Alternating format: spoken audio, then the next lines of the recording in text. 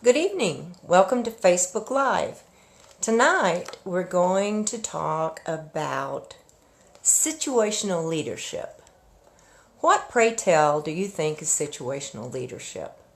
Well, as you might guess, situational leadership is using the appropriate leadership style depending on the situation. Let's start by reviewing the 4 leadership styles. Charismatic, that leader that leads due to the force of their personality. Dictatorial, dictatorial, my way or the highway. Transactional, now that leader really deals with details. Transactional leader really is more of a manager, not so much a leader. And finally, transformational. And that's the leader that can transform people and can transform organizations. So, charismatic, dictatorial, transactional, and transformational. 3 leadership styles.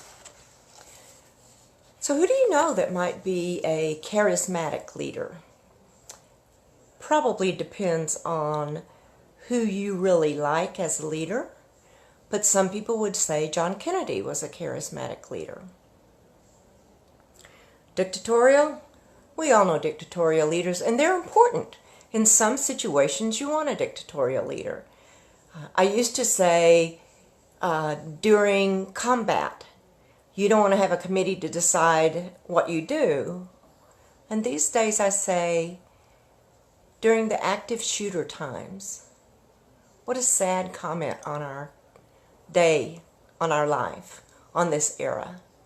But there's a time when even a charismatic leader needs to and can be dictatorial. The transactional leader, they're the ones who just want to maintain stability.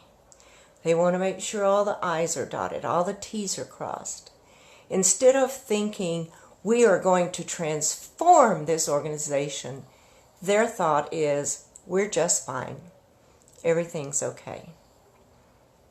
The transformational leader? The transformational leader has a wonderful vision and can share that vision and engage people in that vision. The transformational leader can take people under them and empower them to be better than they ever thought they could be.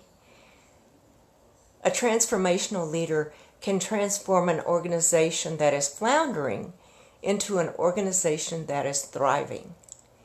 So, 4 types of leaders: charismatic, dictatorial, transactional, and transformational. And as I said before, sometimes the charismatic leader must become dictatorial. In times of stress, in times of emergency, that's the time for someone to make a decision and carry it out. There are times when the transactional leader has the opportunity to shift in to charismatic. They may be dotting the I's and crossing the T's, but there comes a time when they must and can engage their team by providing the vision, not just the statistics. Dictatorial probably would never be transformational, nor would they ever be charismatic.